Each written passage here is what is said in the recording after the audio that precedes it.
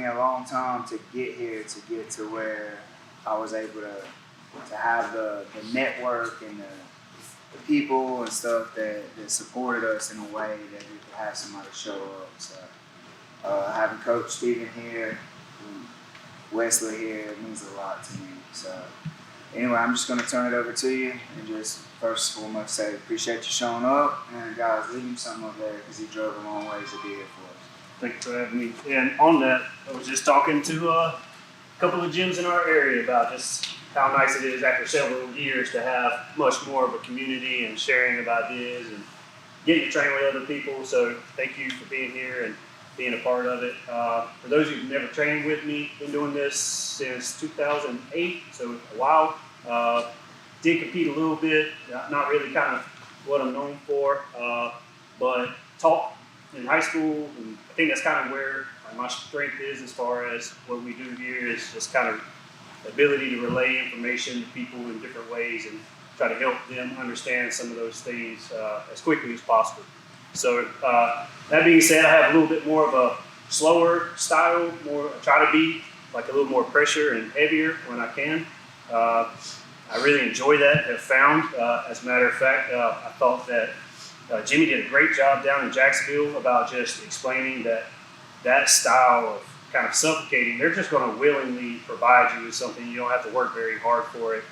That's kind of the goal where I am with my age. I don't want to have to bully someone into a submission or work relatively hard to get it. I want to put myself in a really good position that creates a sense of panic almost to where they want me to get off of them, and from there, that's where my opportunities come from. So I was hoping today to be able to show just kind of a couple of those things built off of top side. So what I would like to kind of start with is just as a general kind of maybe 5-10 minutes warm up. Let's partner up. I'd like to walk around, just kind of see what you guys like to do from top side as far as your attacks and things like that, or even transitions. Guys on bottom don't really need to move too much or anything like that. Let's get a couple of just nice, easy submissions, maybe hit 2 or 3 moves and then let your bottom partner go, same thing, and we'll just kind of do that for about 10 minutes just so I can kind of see what you guys are working with, and then we can go from there. All right? All right. So speaking of side control, that's what we're going to work on, and if you're like, hey, I don't really know what to do, kind of stage 1 today is going to be putting yourself in the best position possible to force them to give you a submission. That's really all I want. Like, I don't want to work for it, especially the guys that are, I'm really going to always try to avoid this kind of attacking system, especially with new people, where the guy's playing tight because he doesn't want to be beat. And you'll see people do this and just really force their opponent's arm into a different location. And honestly, I just don't believe that I'm man enough to make another grown man separate his arm if he doesn't want to. So I have to encourage him to do it in other ways. So we're going to focus first on getting as heavy as possible to where he wants you to move off of him. And so to do that, I'm really going to focus on collapsing as best I can one side of his lungs and putting as much pressure here. And Coach had talked about this a couple of seminars ago, where you see people kind of in white belt side control. Nothing wrong with this. I was taught this way. You have a cross face, and you have an underhook, and you have a wide base, and you're using your arms to really control your opponent. And if Wyatt were to talk and say something fairly appropriate, hello, you can tell he's under no duress. There's nothing here that's causing him any concern. I would expect Wyatt to escape fairly shortly from something like that, or at least give me a lot of problems that I have to react to.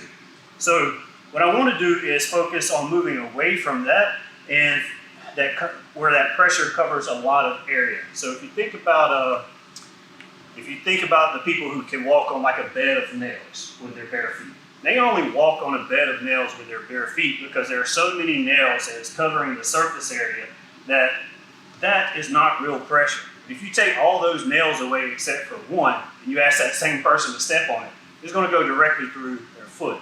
And that's what I'm trying to accomplish here. Instead of putting my weight across his chest, I'm going to try to create a scenario where I'm driving into him. And so if he's being defensive with his arms here, and I change this angle to where I'm not And Wyatt does decide to say something now, it's not going to be as clear as before. Go ahead. Yeah. Yes. He doesn't really want to. And so we're going to look at first getting to that position. And many of you were, when I was walking around, were changing the angles of your legs. You weren't really staying in that white belt side control. So let's look at what it takes to kind of where you should be focusing to get this feeling. And you're really going to have to talk to your partner today who's on bottom so that you can hear the change in kind of the inflection of their voice. If they can talk to you and they sound just normal, the weight isn't in the correct area. But if you talk to them and it sounds like they're having a little bit of trouble giving you some feedback, much better, which is what we're looking for today. So just kind of right now to kind of have an idea, and I think this helped the other day with with one of the guys I was teaching. You can take your finger and your thumb here and kind of place it on your sternum, your thumb, and then move to whichever side.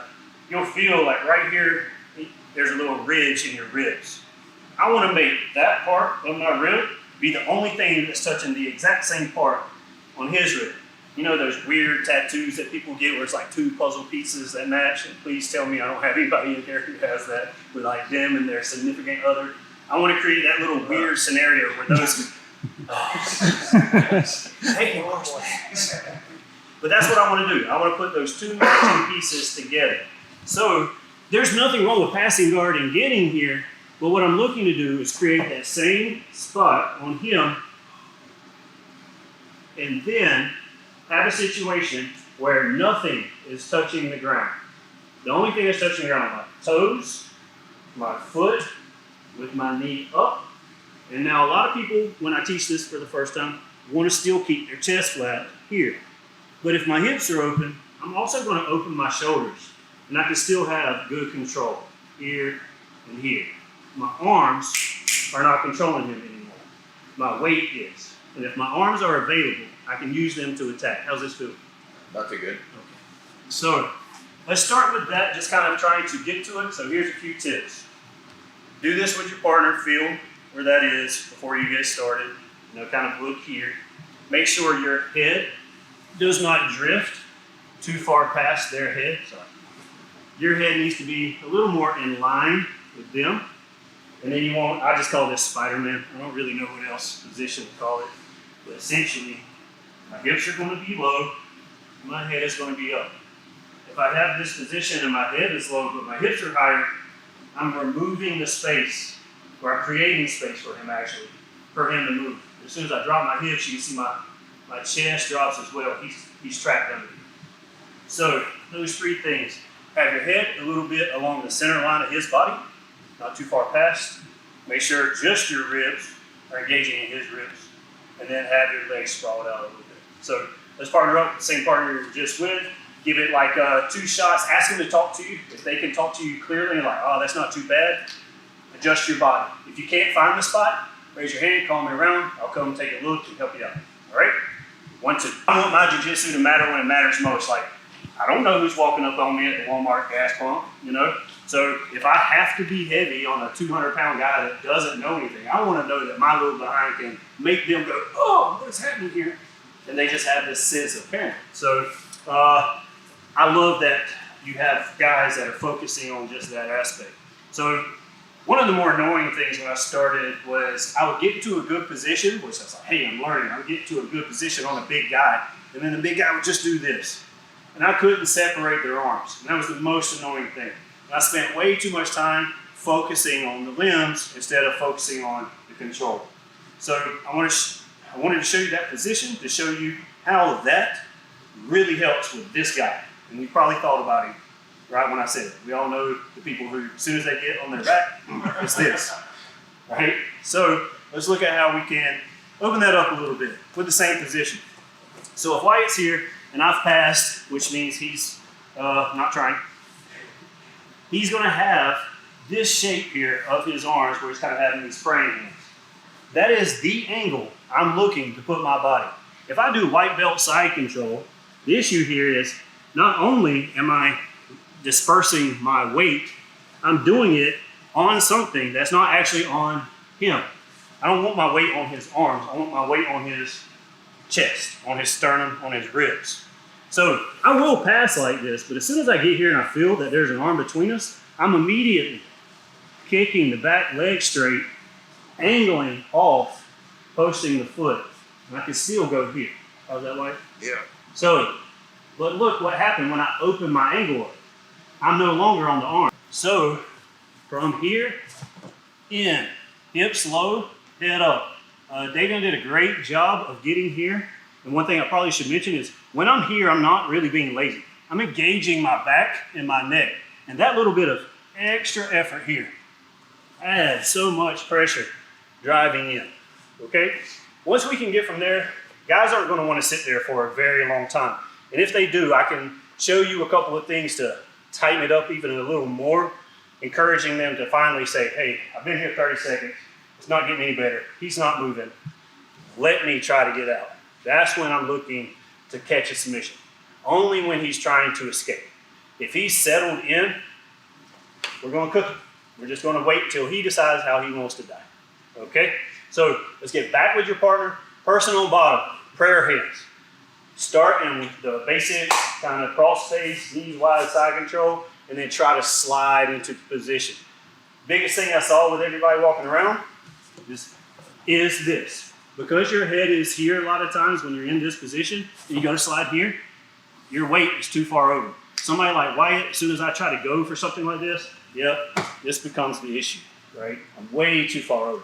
So please make sure that when you kick your leg back, you're actually sliding back a little bit, trying to keep your head a little more center line with it so that your weight and pressure are more controlled. Prayer hands, you're starting with top side control, regular cross face, knees wide, try to slide into the position. Getting as heavy as possible, as quick as possible is going to be the most important part to everything else that happens. Something I wish I had learned early on is, all the techniques work, but can you put yourself in the position to do the techniques?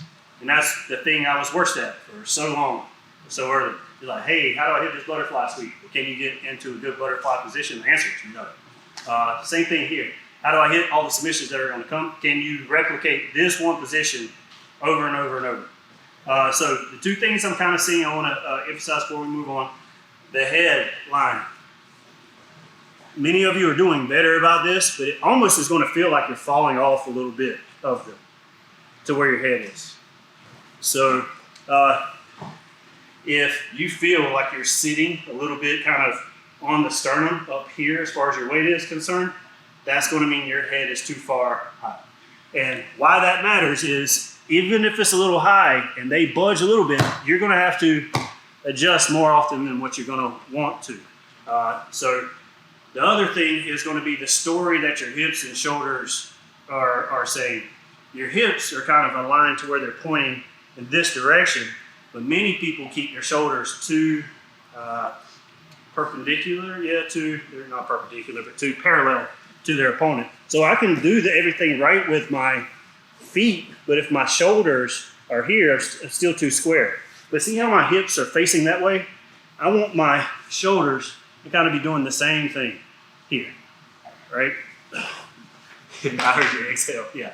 So keep that in mind when you're doing the drills. Plus, the fact that your shoulders are open is going to help you maneuver easier into the submissions because you're already at the angle to move quickly.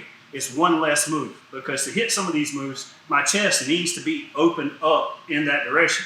So if I'm flat and I'm ready to do the move, flat, open, now move. I'd rather just already be in the position to go after it, right? So that being said, let's look at the first combo because that's how I'm going to teach you. This first move, I don't ever care if I hit it, but I'm going to use it just as a reason to make them give me something. So if we've sat here for about 30 seconds, you're just not going to give me anything. This works in the gi as well. I'm going to do a very poor version of a paper cutter choke just to get you to go, not only is he heavy, now he's messing with my neck. And just like with boxing, if I throw enough jabs, I'm not expecting the jab to knock you out. I'm expecting the straight to knock you out. And that's what I'm looking for. This paper cutter is just a jab. It's just to get you to react and for me to see what you're going to do. And if you react in a way that I recognize because I've done this enough, I know that I've got a submission coming up. And I'm not going to have to work hard for it, but I'm going to have to time it really well. So let's look at the first jab, that paper cutter. So once I get the side control and I create this pressure, this guy's just not giving me anything. He's in tight and he's willing to eat this. My left hand here on the side nearest me, I'm going to create this monkey paw grip. And if he's tucking his chin and being defensive, I'm going to take that and go under the chin and bring my elbow back in.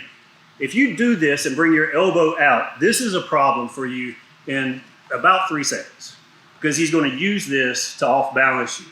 So even when I'm digging under, this has to come back in so that I stay safe. And I'm looking to get to his back of his shoulder blade and just create this grip here. And I'm going to drop my forearm just like a paper cutter choke across. Now, depending on how much of a training partner you want to be, if the guy has roughed you up a little bit and you want to rough him back, tournaments, you could just drop it across the jaw, right? I'm not intending for it to actually submit him. But if I'm wanting it to do it because of the technical reasons, I'm going to focus on dropping that elbow back into the chest and then lifting up onto his neck here. That pressure on the neck combined with the pressure from the position should induce some sort of reaction. And just for the sake of kind of this argument, the first reaction I get the most from, especially from lower ranks, is going to be the far side arm. They like to push you off of them to get the arm away, okay? So I'm going to go back to the old school, Americanas don't work. Americanas do work. It's just how we get to them. So from this position here, once I realize my opponent, this tough guy, he's not really wanting to give up much, and I go for this paper cutter choke and I start dropping, a lot of times this comes to the shoulder. Perfect. Now, what I see a lot of new guys do is they want the arm. They know they need the wrist to hit the Americana. So how do they get it? They'll kind of hold here and they'll start reaching back. This is a tipping point. Guys like Wyatt will make you pay. Go ahead. I'm done. I'm out. Just that simple. But that only happened because I was greedy and I didn't know a better way to get to the wrist. I exposed an angle too much. When it's much harder for him to hit that if I just stay here, do the same move. Right. I'm kind of at a 45-degree angle, but as soon as I open up to grab this, he's gone.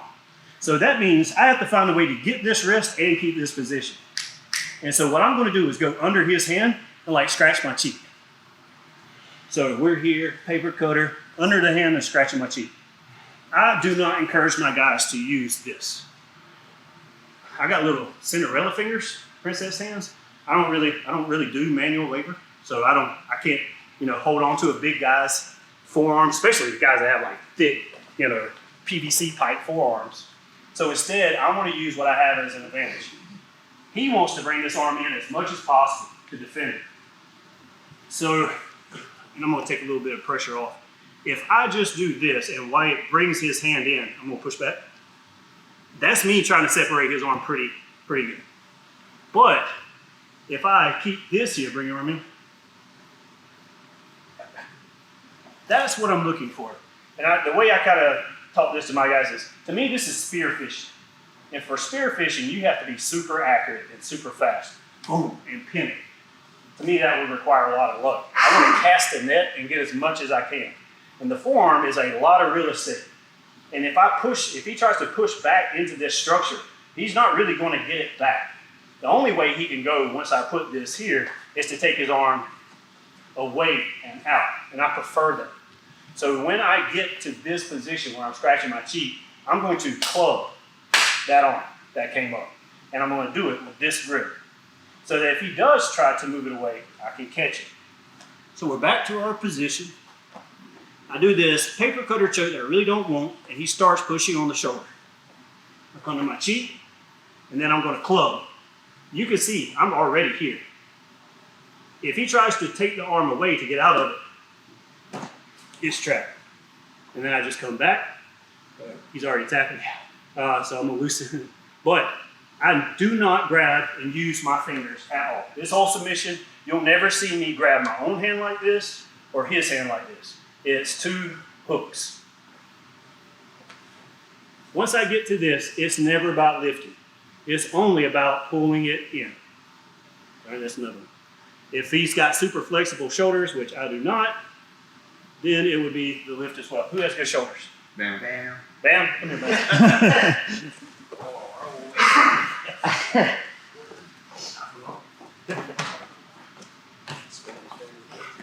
So we're paper cutting.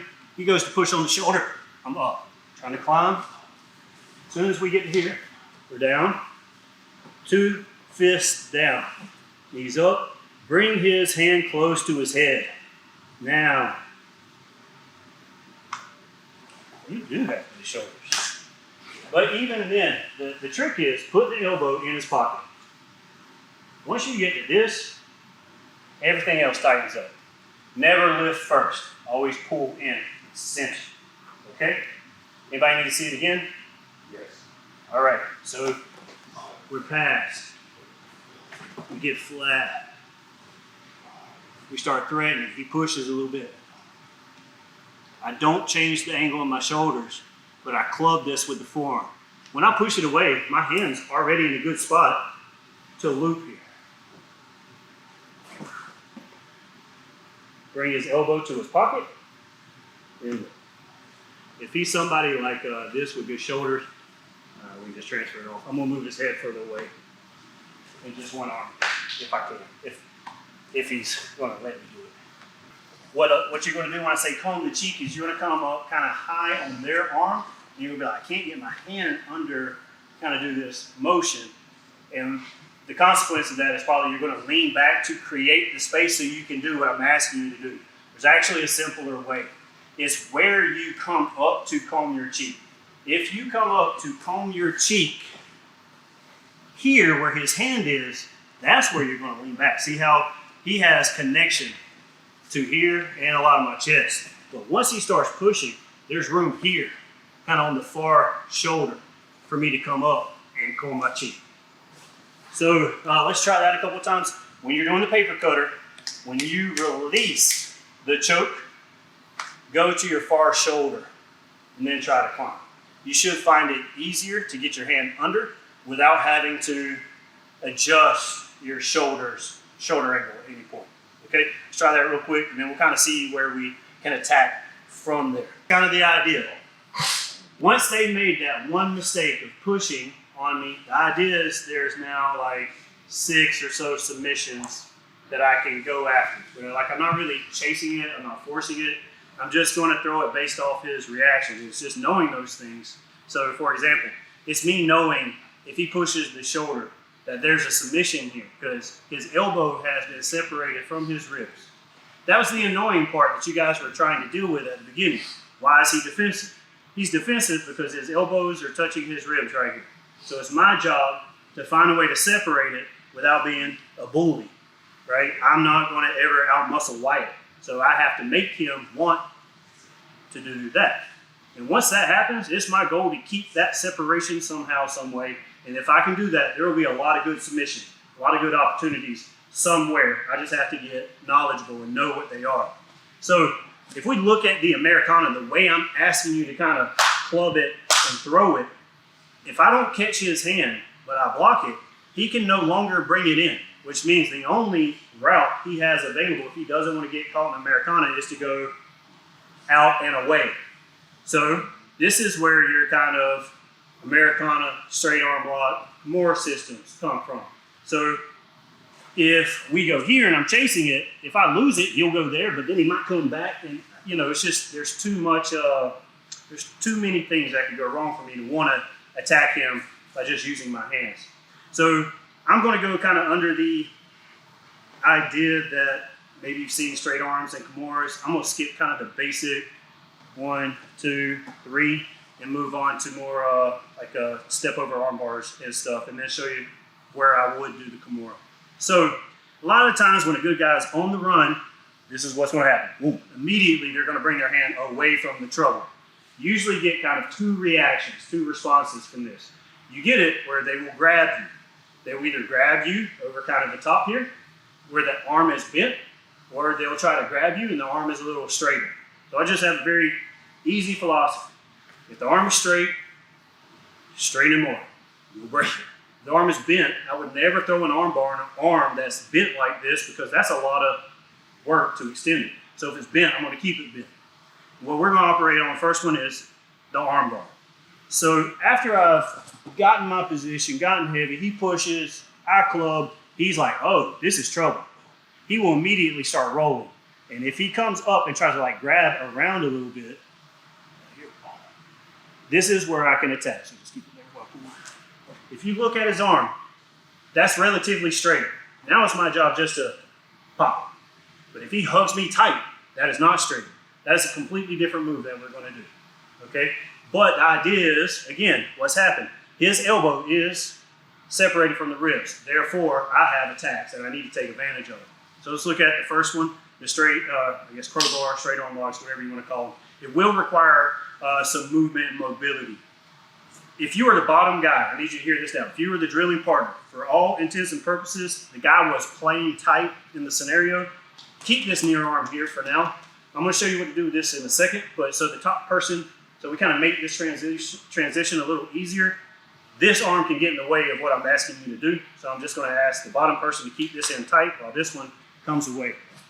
So once I got to here, it is now my job to keep this arm. I'm not going to keep it by going back to this, because now he'll bring the arm back in front. Yeah, now I've got to go back to this. But once he rolls it down, I'm not coming back to this. Instead, I'm going to take this arm that from the underhook and grab more along the tricep here. Grab back up a little bit. Now I have this control, pinching with the shoulder. This is never going to be an arm bar right here. I do not have even close to the position because my head is entirely too close to his elbow, and I need my ear to really kind of be touching the thumb pad up here. That's a lot of space. Here's where I see a lot of people go wrong. They feel this and like, okay. They start trying to walk it right now. They don't even have the position. So again, same thing. Get the position, make them miserable. They'll just give you this. It will just happen. So from here, as he's rolled it down, I'm going to cup it. But a lot of guys want to get strong. And see how his head's coming up off the mat? He's doing that to try to crunch so he can get this arm back. Because he does want to like curl it in. Go ahead and start curling it. If he does that, a whole nother move. So how can I keep the arm straight if he straightened it? It's not by leaning back and doing this. The issue is not the arm. The issue is his chin and his head. So as soon as I go from this clubbing position, I know I lost it. See how his head comes up? I'm immediately going to grab and trap and bring that paper cutter choke back almost. Except this part of my hand, the fatty part of the palm, or I guess back to the side, is going to scoop under his chin and flatten his head. Try to curl your arm now. Much more difficult. So, one more time, right here. He rolls, I feel it. I shove his head to the mat, and I'm not being mean about it. Yes, you are. From here, now I can start sliding my knee into more of a casein position. A lot of people will say they can't do this because they're not flexible enough, and the idea behind that to me is very flawed because you don't have to be flexible to throw this. You just need to be able to step over their head. And what that requires is you understanding how your body moves and moves efficiently. So many people, when they get a chance to submit someone, they want to see like the tears in their opponent's eyes when they're doing it. They're like, ooh, I got him. And I'm lucky enough that I can kind of do this move because I have long, skinny legs and some dexterity. But if you're not built like me, I can see where that move can be difficult. So to make all of this easier, what you need to be able to do is look away from your opponent. You have to trust that you know where he is. He's under you. You don't have to see him. He's here. So when we're here and I shove, I immediately start looking away. But look what that does to my neckline and where my ear is. The goal was to get my ear closer to the thumb pad, right? I never had to move his arm there. I cupped it. I controlled it. Here. Now I start looking away. Sliding my knee up. Stepping over and curling. My control point for the elbow or for this hand is never to be anywhere else but right above the elbow. I'm not controlling the tricep. And I'm never touching his forearm with this hand. It is here. And I'm waving at his face. Hey, you see me, buddy? With a gable grip. This is my straight arm lock. Here, club, go straight. Knee slides up. Toes point down, chin, look away, straight on. The submission is just simply a pinch to tighten this in and a crunch. It's so extended, it won't take much pressure to do it. But this is going to be the move in its entirety.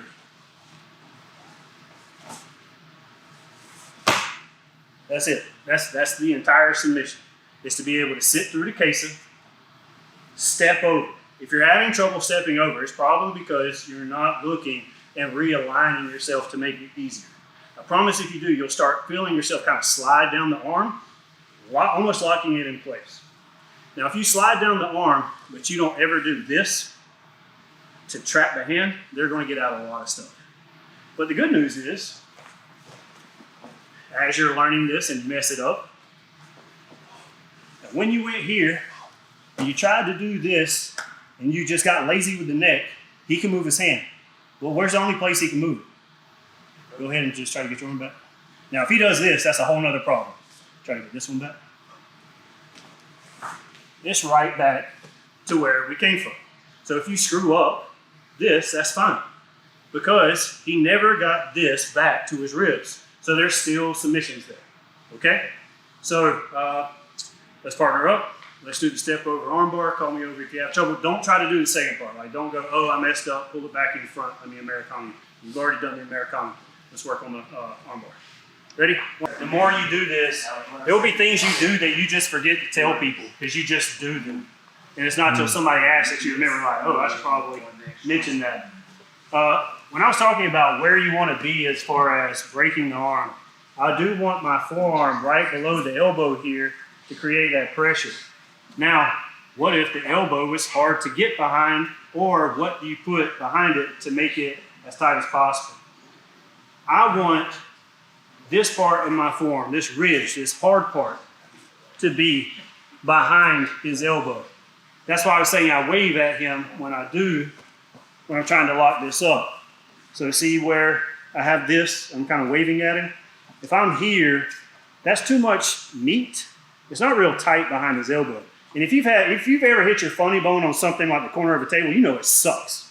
And that's what I'm trying to do is put like a hard ridge there, and that really tightens it up. So now, when I'm doing this move, when I'm pinching, now I do extend to tighten this up. I'm not just curling and crunching. Wyatt asked a good question. He was having a little bit of trouble. I think John's hand was kind of turned, like thumb was turned more up, which means the angle of the elbow is a little more down, and it's hard for me to get under that. It's an easy solution. I just take this free hand, since now I don't have it on his chin, and I grab the fat of the tricep. I just said fat to make Wyatt a little nervous that he's been gaining weight. And I'm gonna roll my elbow down to expose his elbow. And then I just place it right back. Yes, there. And roll it, replace it again. So let's actually just kind of get to this position and make sure that we're here exposing the right thing. Okay? Again, you're waving at him here, putting the bony part of your wrist just below your thumb behind the tricep. If you don't feel like you can put it behind the tricep, the problem probably is their elbow is pointing too much towards the mat. So you just grab the fat, the meat, and roll it up. All right? Listen, these moves have been around for a very long time. It just took me a long time to kind of relearn how to make it easy for me to get these. But as you get up in belt levels, being able to catch people in this, like you'll be surprised. People you couldn't catch before with this because they knew jiu-jitsu, you'll catch them. But as you move up in rank and stuff, and guys are good grapplers, you're going to have a harder time. Like it's going to be all about timing. And one of the things that I kind of see you moving around is, with this, the tendency is to over chase the arm and the balance loses. So at the beginning of the class, we were talking about making sure kind of your head is a little more center line. But as I'm going for the arm on the far side, it's easy for my head to start drifting to that side, making my balance easier to tip to that side. I'm okay with that. I'm okay with that if I'm going against a really high-level competitor, because I got one shot to get light. And if I was lucky enough to like get his arm separated from the body, this is it. Like I'm committed to this for what it is. I'm gonna take it for a ride and see where we go. So this is the next little drill I'm gonna ask you to do, and this is hard for people. A lot of people, when they do this and they get rolled, they roll off on their neck, and this is a problem if your neck is like this. This can create injury. You're definitely going to get rolled. I'm going to ask you to kind of trust that this will stop the roll and give you a second. Even if you don't get the arm bar, you haven't been rolled, you haven't been rolled off, but you can perhaps regain position, stay on top. And so what that looks like is when I got a little greedy and I went for this and rolled it, and I went here, see where my head's already kind of leaning? Wyatt has his hand ready to go. It's ready to push me over. So as I go, he guides. And I just go here. But if I were to be looking at him, what I'm asking you not to do, and do this and he pushes me, go ahead and push. See where I land? This is a front shoulder roll, guys. I'm going to go over. So the benefit of kind of committing to looking away is when they push to post, or when they push, you still have your forehead to use in post, and you still have your hands occupied for the submission. And you can finish that same submission with your head posted on the mat. So I go here and I go a little too far, and he shoves. Knees tight, same grip. And then he sounds like he drinks a Coca-Cola and got a nice refreshing sip. Okay? But that's here. Yes, sir? You got a preference on this? Which one do I prefer of the two? I never want to post on my head if I don't have to. Because, just for me, as like a theory standpoint, I want to be in control of myself at all times. Him off-balancing me meant that I was not in control. It's not that one, for me, I don't think any one is better than the other one. That one actually really feels like it sucks. I feel like there are probably less re-attack options from there as well, whereas here, there are some other things that, so it's kind of all right, so let's try that a little bit. Remember, if you kind of try to post on your head and it feels like you're not, like where a unicorn would have a horn, your nose should be about that far from the mat. If your nose hits the mat, that means, and be careful if you have weak neck. If your nose hits the mat, that means you're probably posted like this. I'm actively trying to drive my forehead, this part right here. And my wife has been complaining that I'm losing my hair right here. And I want to say it's old age, but at the same time, I do this a lot now where I post on my forehead and I'm probably grinding all the hair off of the mat. So I'm going to leave a little DNA here for the crime scene at Jenny's today. Let's give that one a shot, and then we're going to move on to some more attacks, all right? You feel like your face is grinding into the mat. Well, if you're posting correctly, your face will never touch the mat. It's if you commit and you don't kind of almost headbutt the mat, and you just go with it. That's why people turn their cheek. They're like, oh, I don't want to hit my face. Well, because you're scared of hitting your face, you're going to have to correct an issue much bigger down the line, which is you're way out of position. Your body is aligned poorly to be successful and maintain top position. So, is it going to suck if your face lands? Yes, that is a teachable moment. Do it better next time. Don't just face plant. Really try to headbutt a little bit. You can still be rolled if you try to headbutt. If you post with this part of your head, you're no longer in a straight line, you're curled. How do you do a front roll? You curl your chin. And so if I go to do this, and I put my head down, and Wyatt does the same thing, now I'm still rolling. So that takes some practice and getting used to, but it is so beneficial once you get to it because you are going to be off balance. Like, there's no perfect attack, and you have to have responses built in for that. We had a good question over here about what happens if I just stop them from stepping over. That's the goal. You're going to hit this 2 times on somebody, and they're going to say, hell no, you're not going to do that to me a 3rd time. Perfect. That means you have messed up here, and you are choosing to mess up somewhere else to try to save this. It's a sacrifice. I'm going to control this at all costs. forcing you to make a decision. Get submitted or give me something else. The other is this. This is the most often used. Why? Because we were just showing he's willing to do it by pushing you, correct? When you push from the bottom, what happens again? That same space it wants to collect. So now we're looking for kind of a double trouble scenario. All right. Same move. We're here. I go for the paper cutter choke. He pushes. I club. He rolls. I go here. He's already ready. He start. Let's go under the armpit. Kind of make it easier. I'm purposely now not moving. Even if he pushes me hard pretty good, I'm going to control this as long as I can. But in actuality, what I need is this elbow, this part of the elbow I was talking about where my forearm goes. I need that part right here at my hip. Okay? And I got 20-ass hips. So it's really easy for me to kind of find the spot. So as I've stepped over, he's trying to push. This knee sliding up gives me a very good Kesa armbar attack. As I look over, you'll notice this hand is kind of in this place, out in front. Many people will try to pull their arm away to get this armbar. What happened to my shoulder angle? My shoulders start opening up. And from the beginning of class, we kind of talked about when you're here and your shoulders open up, you can be rolled. So yeah, I'm throwing an armbar. It looks cool. But if I pull, now this arm, he's going to start trying to turn the other way and come up. So don't reach back. Once we step over, I'm actually going to bring my arm further through and then pinch my elbow to my side. I like to cup my shin here. I don't know if it actually means anything. It's just comfortable because I can just go this. Now I'm going to rotate the shoulder back and hip in forward. Elbow comes back, shoulder goes back, hip forward. If he sucks that elbow down really hard, real fast, not this one, then I'm going to go right back to the one that he didn't want me to get to begin with. So I'm going to ask you to do this in a more complicated way than just learning this armbar. I'm going to ask you today to try to armbar this while holding on to this.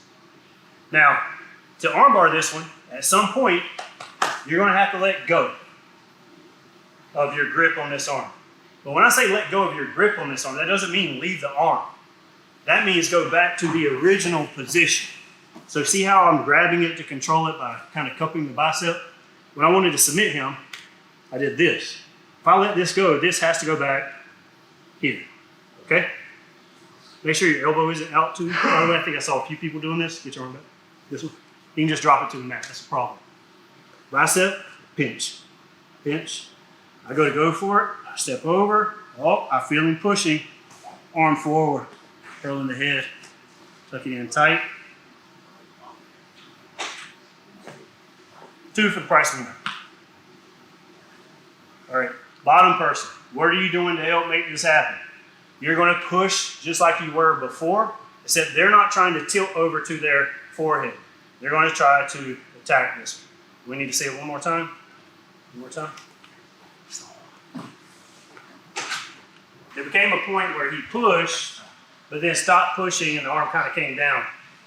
So why would I continue to try to break an arm with an arm bar if he bends it again? There's no arm bar there anymore. That's something entirely different. So, but what he did do was push me, kind of off balance me.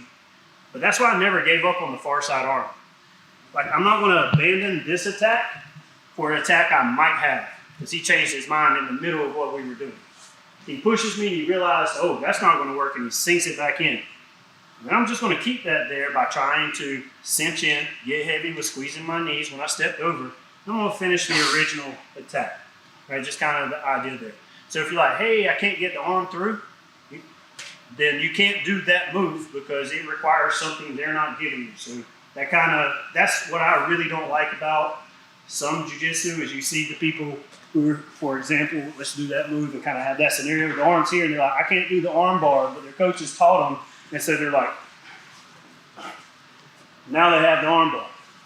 That's not beautiful jiu-jitsu to me. That's you being stronger than the other guy. I got a guy, Sonny. He's really good. He is a tough competitor. He's a big boy. when he rolls with me or someone my size, I don't really get impressed when he topside Americanas them. That's what I expect him to do.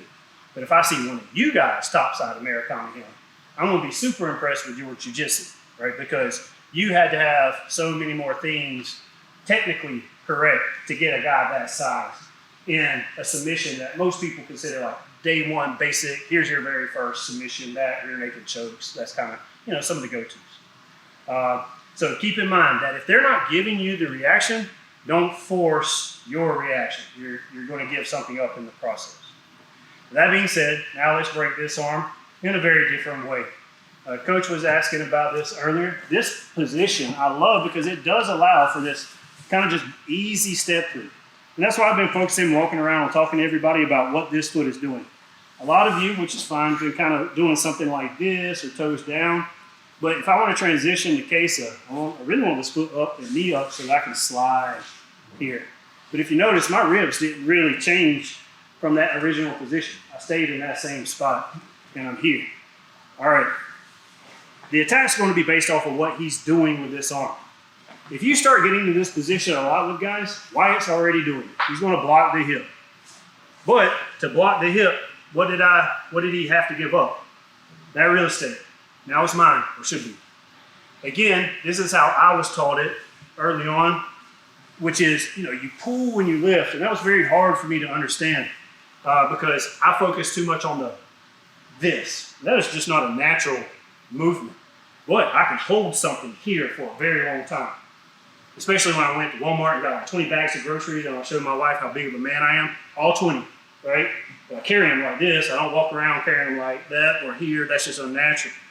So when Wyatt, from this position, posed to block the hip because he doesn't want me attacking this arm again, I'm going to do just a cupping motion above the tricep with this same grip and hold it here. Never lift it. But that same principle of kind of looking away and sliding through is what I'm going to do to attack this arm as well. So as I hold it, go ahead and try to pull it down, Wyatt. Very difficult. I'm going to emphasize getting my knee up here. You're not going to get your knee up there, by the way. But that's kind of my goal, because if I can get my knee this high, you're going to see Wyatt's arm go up here. The further I separate it from the ribs, the more danger he is in to be attacked. So I'm here and just holding it, trapping, looking away, and sliding through. To me, this is the arm bar where people are like, I'm not flexible enough to do this. It's actually easier to do the step over arm bar on the far side, not here. You'll notice where my knee is. It didn't get to where I was trying to go to, but it got up. Meaning that there is now a lot of me separating him from getting his shoulder back down and from getting his elbow back to his ribs. If I cup this and everything stays off the ground, by the way, Wyatt will tell you, say, hey, Wyatt. Hey, Wyatt. Say, hey, Wyatt. Hey. That little inch and a half makes all the difference in the world. Some of you probably heard that before. So when I go to step over, this is the issue I see with guys who say they aren't flexible. They want to look into the eyes of their opponent as they dive. I don't need to. I want to watch the crowd. Curling again. Guys, this is the same arm bar we just did, except this one's going to be worse. I cup and keep it off the ground. Slide through and look away. Step over and curl. Now my hand is trapping this. My elbow pinches. If he tries to push me, same position. Except it's just this arm I'm doing it to as opposed to that one. Do we need to see it again? Hold it. Do not pull. When you pull, you tend to want to use all your body. And if you do something like this, a guy like Wyatt is going to make you pay for that adjustment of your weight. So I want to stay here. Slide and look at the same time. Now the arm is up. That is prime arm bar position. Everything tight. Looking away, step over, curl, short. Hips in. Earlier, it's not as much shoulder roll as it is hipping. Shoulder is just an assist, right? When you go for a regular arm bar, it's not the arm pull that's breaking it. It's the extension of the hips. And the arms just guide it. Once I compromise Wyatt here, and I go to step over and let go, everything better be perfect because he is going to pull that elbow down hard as I step over. Now, I'm in a position where I have neither arm. Why? All because I let go of the tricep. I'm not saying he can't get down to his side. I'm just saying that it is going to be significantly more difficult for him to pull that elbow free if my arm, my hand is trapping it, and my hip is trapping it. Now pull down hard. Yeah, there are two layers basically of, two layers of control that I've developed there. Once you hold that elbow, keep it. My jiu-jitsu is I try to simplify as much as possible. I don't want to be moving my hands around.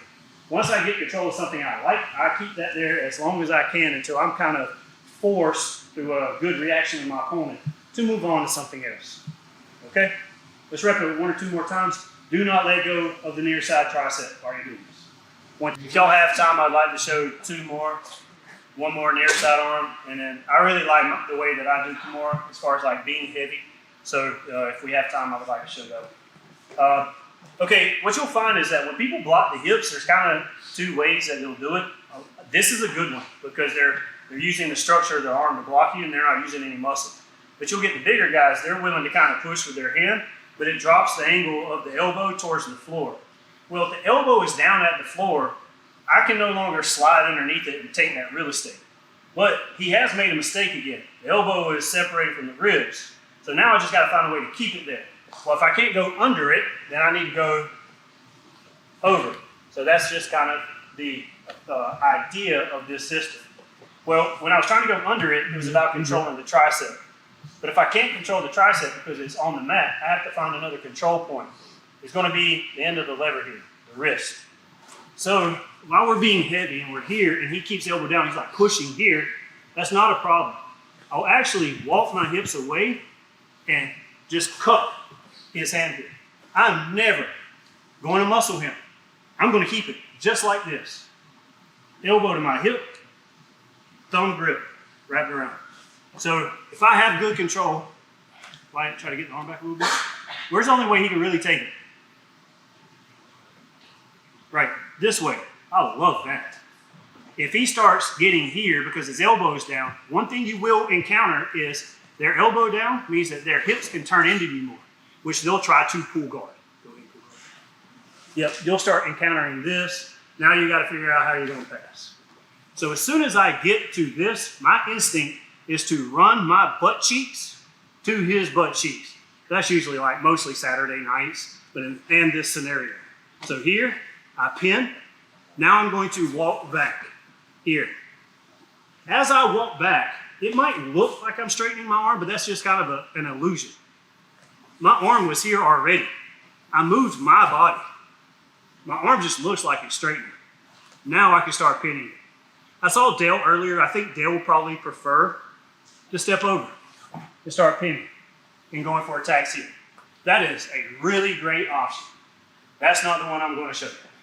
I'm going to show you more of a, I guess, fancier one.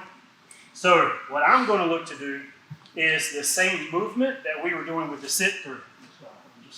With the sit-through, I did this so that I could step over. I'm going to do that exact same move. I'm going to bring the bottom leg up, except this time it's going to go over the arm. This requires some timing, especially if you're not flexible. Because the timing has to be, I do have to let go of the arm for a split second so that I can get my leg over. But I should, if everything goes correctly, get this exact grip again. So his elbow's down, his elbow on the mat indicates I'm trapping the wrist. So I reach back here, I've got it. Immediately walk away.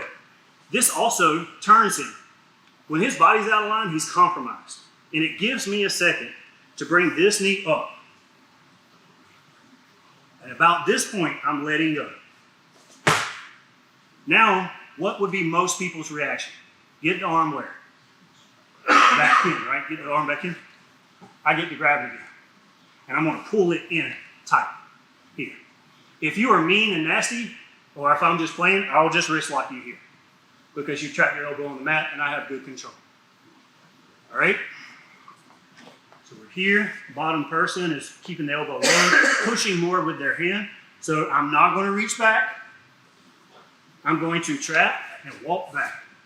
Bring the knee up and re-grab.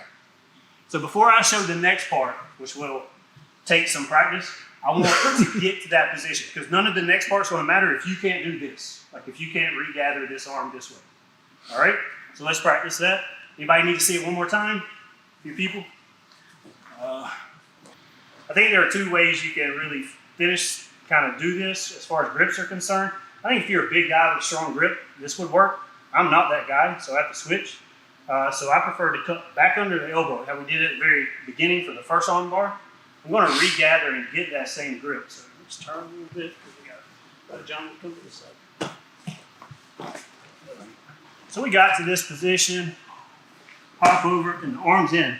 Now, a couple of things. Some people are saying this doesn't feel super comfortable. Okay, that's fine. But if you look, I'm in a case-up position. I'm pretty sturdy. If he starts feeling like compromised, what arm does he have left? What's the move? Probably going to push, on my shoulder and try to get away. Go ahead. And we're just going right back to what we kind of did at the beginning. I just created that attack in a different way. I threatened this.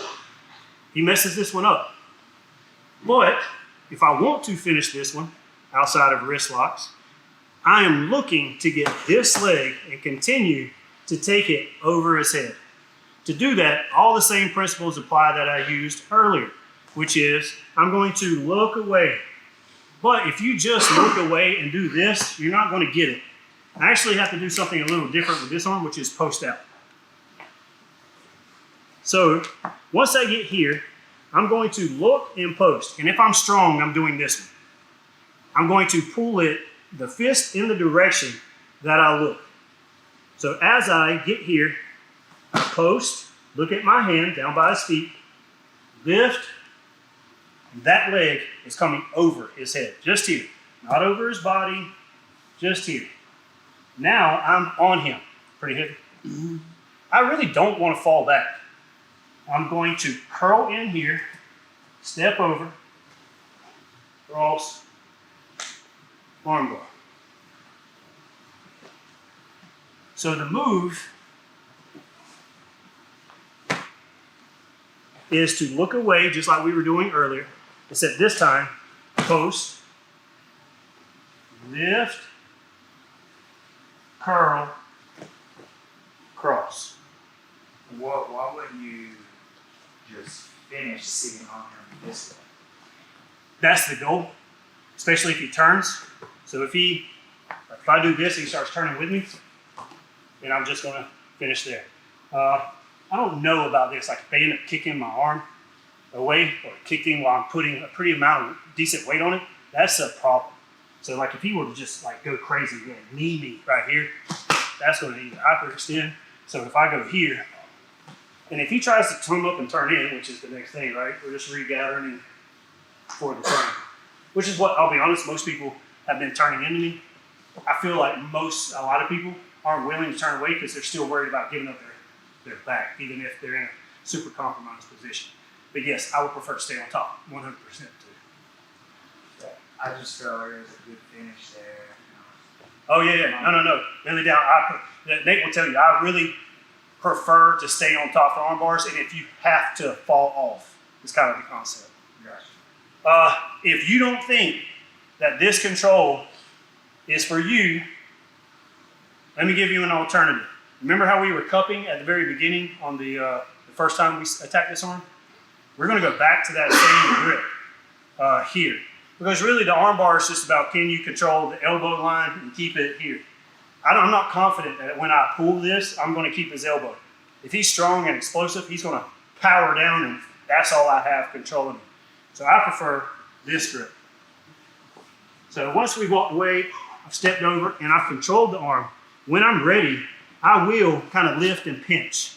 Now his elbow's up here. Once his elbow's up, I can get behind it like this.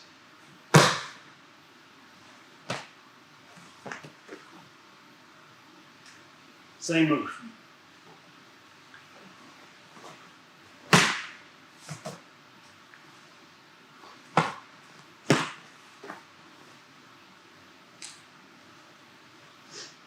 Anybody need to see it one more time? So we stepped over. His elbow is still a little too low on the mat, so I can't really get my fingers under it. So I'm going to pull a little bit, see how I can lift it just a little bit. But if I let go from here, he's going to pull it back down. I'll lose that race. Lift it, trap it. I'm still trying to stay low so he doesn't rock me, and I'm getting behind the elbow. Now, I can start staying. That same hand that goes to the elbow, from the elbow, cups the wrist. One more. Okay. Trapping which? Before you to the armbar, how you trap it to with the feet. You turn some jumps.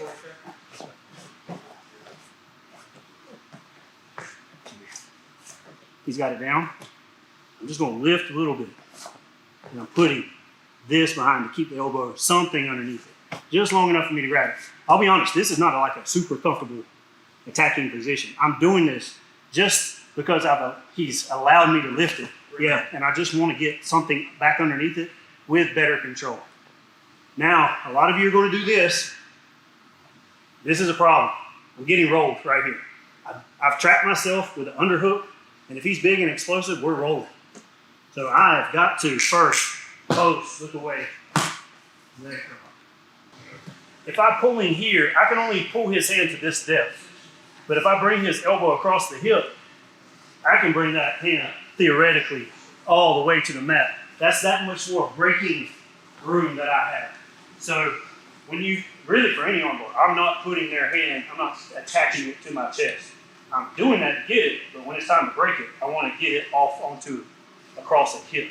And like I said earlier, I got these bony ass hips that hurts behind the elbow. All right, give it a try, see if you like it. Looking up. Mm-hmm. Yeah, well, yeah. Like a lot of my moves today, they're like, "Hey, don't look at your person, right? Because it is you can't really extend your hips with your neck curled up like this. But the neighbor to the triangle, or neighbor to the armbar is the triangle, right? So if you can hit an armbar, theoretically, you should be looking for a triangle as a backup. And so that armbar is nice when the guy stays there. Or turns away. I can stay on top and still hit the armbar, but you'll get kind of the big guys or the spazzy guys that once they get on their back, mission off back. That's all they can think about. And a lot of it is explode into you.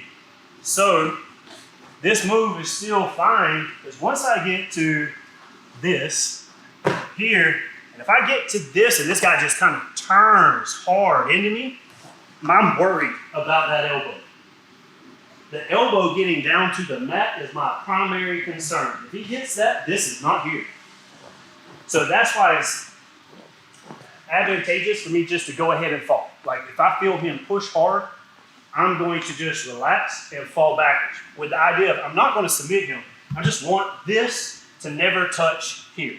Because that's what he's trying to do. He's trying to explode, turn that elbow down hard, and come back up. Oh shit, I lost a good position. So, once we get to this, I would definitely prefer here. And I go, and I feel him just kind of explode up into me. I'm curling this as quickly as possible, right? And only focusing on holding the arm. I didn't even actually move from my armbar position. Now I'm going to tighten this up. When you throw your triangles, a couple of things. Toes always pointed up throughout the entire process. If you're just going calf to ankle, that's great, but you're doing yourself a disservice. You should be trying to go as high up on the shin as possible. Now, you can finish this triangle or go back to going and attacking the armbar. He just put himself in a worse position by overreacting to a really good setup that you've created. All right? So, the reason earlier that I was kind of emphasizing this leg coming right here at the artery is so that if he does explode and I keep this, that's in a good place for a triangle. If I'd have done this and had it here, this is not ideal for me as far as throwing this submission. As high as possible, toes flexed. Don't out squeeze, slowly squeeze. If you burn your legs out in a tournament by going, I have this triangle, you better know you have it. Because if 30 seconds go by and they haven't tapped, you're just squeezing, chances of you hitting that triangle later in the match go way down because you gashed your legs. So you have him trapped and you have an arm, take your time, figure out which one he wants to die from. The Kimura is for the far side arm. And so you remember earlier how we were talking about arm bars are like when these two situations occur. Well, the Kimura is going to be when they're really hugging the hell out of you and it's bent. If he rolls onto his side from here, that's a Kimura all day long. So I'm just keeping it here. I'm not allowing him to go anywhere else. That's kind of the goal of this. So the same setup from the very beginning. So this might be a good way to teach this is I'm forcing you to kind of go back to number one, which is we're here, they're kind of being defensive. We do all of this and he goes to grab me again, but instead of me catching it, he curls in tight. Oh, this sucks. Now, I'm not going to be on his tricep or on his trap here anymore. This hand is going immediately to his bicep. Man, that's nice. He's been doing stuff. Now, there is a problem here. The problem is my elbow. What I'm looking to do, just so you can see, I want my elbow to come up and right to his sternum. Now, if you look, this is the position. A lot of you are going to do this because this is what feels natural. If I say, hey, just cup your hand and bring your arm up, you'll have your elbow out. There's a problem with that. I want that one point, you know, that point I was emphasizing here. I want one point really driving into him. That one point now is going to be this. And I want it right in his sternum. If I flare this out, it goes to his abdomen. And if you've had somebody riding you, like, you know, mounted and they're on your abdomen and not putting a lot of pressure, you can take it, you can stay there for a while. But as soon as they get heavy and drop that weight, yeah, I'm talking about you. Here, it changes the game. So when we're here and he cups me, I'm going to keep this arm as best I can. But see how he's bringing his head up again to stay strong? That's the key to getting the elbow up. I'm going to turn his head away this time. Because what I don't want is for me to pull back to try to get this Kimura and his chin be this direction. Because now, regard him. He's weakest when his body's telling like two different stories. His head's saying go this way, his body, lower half is saying go this way. That's what I want to create. He's hugging me tight. He's trying to be strong. I cut the bicep, pinch, and I turn. Now it's about my elbow. For this, I am going to drop everything, guys. I'm going to drop and lift to here. And I'm immediately going to sprawl right back to that position. How's that? Not great? Each move today that I've done is emphasize looking this way and turning your body to step over them. The Kimura is no different. Once I have them hold me tight, I grab the bicep, turn the chin, drop the knees, elbow under, and I'm in that exact same position as before. Chest is away, hips are low, I'm securing this. I could go back for arm bars. He wants me off of him. He's trying to release it now. I could go back to all of these other moves because he is worried about the pressure I've created from that. So before, just like last time, before we kind of get to finishing the Kimura, let's see if you can create that position where you're sprawling back out, but you are here on this point, okay? Anybody need to see it again? All right, if you're the bottom person, you need to be hugging them pretty tight. Arm has to be bent, all right? One more. You lucky dog. Heavy, he's hugging. Oh shit, I don't like this. I need him to be weak. The key to making him weak is this. Bicep, pop back, elbow in. That sucks. If I wanted to, I'd rub it right there. Really get in there. So hopefully you see, like, I'm just trying to capitalize on what little mistakes they've made, and I want to move as little as possible. Most of my moves today are basically the same move over and over, like as far as how I move my body, but I just attack different aspects of his body based off of his mistakes. So now that I have, and I probably should have emphasized this the first time, because I did say grab the bicep, but if the guy's hugging you pretty hard and his chin is up, it's going to be hard to get to a good bicep grip. So it might be ideal to move the head first so that you can lean back to get a little better grip here. I do come up to my knee to create some space to be able to do this, but then I'm immediately going back to this grip and shoving his head the opposite direction now. Now he wants to turn to get this pressure off. This hand, and let's spin they're all that way. Now you're going to be laying on them again. Here, you could probably do something like this. I wouldn't because I want to trap the hand. Okay, here's where I see a lot of people mess up with getting to the Kimura. Some people will lift up and they'll do this. No. That does look like a Kimura grip, but you are not Kimura him with your fingers. I'm sure there are a bunch of sexy ass moves that you could do from here. But to get to the Kimura, my hand is free. So I'm going to connect my own hands with an S grip here. And I just call this a chainsaw. I don't know why. It just reminds me of like ripping it through. But I created a loop that's not broken. So his arm has to somehow escape this loop. So if I go, that's a problem because there's space. So connect my hand with an S grip here, staying heavy.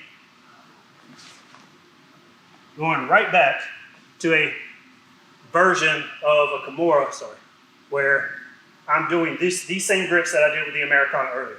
I'm never, if I can help it, grabbing my own wrist with my fingers. For me, an Americana and a Kimura, if you're using your fingers at any point in this gripping process, you're doing it improperly. You know, you could be much more efficient. My hand goes past both of these, and that is a Kimura for me.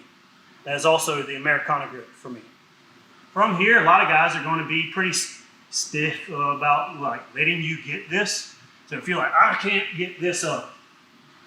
Okay, that's a realistic issue. For me, it's easier to get up. Can you defend pretty good here? If he's defending, he's much stronger, then I'm not going to do this move. I'm not going to Kimura him. But if he's relaxed, I will jiggle, jiggle, jiggle, up, and then elbow to the other side. Really emphasizing this. Some people might step off. Some people might go over. I don't like to do that. Simply because sometimes I'll get to this and they'll move. And as a reaction, if I don't like what I feel, I'm going to pin this right back down with my chest behind it, and then pop up for an arm bar off of it. So, once we get to this position, we're looking to sit through again, step over, and pinch his head between our knees. S grip and Kimura grip. You guys fill out the Kimura versus the armbar to see how it feels. You can't do the submissions if you can't get there and control this guy. So I don't even teach my guys that many submissions early on. I just want them to be able to feel confident in moving around with another person and have an idea, okay, when I'm here, I want to try to go there.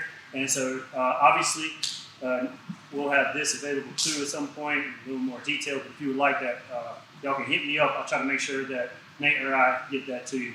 Again, I really appreciate you guys coming. This is my first time running, kind of like a seminar. I hope you guys enjoyed it. At least took one thing away from it that you thought that you could use. I try to keep it fairly simple, but detailed. Anybody have any questions or anything before we wrap it up? Awesome, guys. Thank y'all. Appreciate it.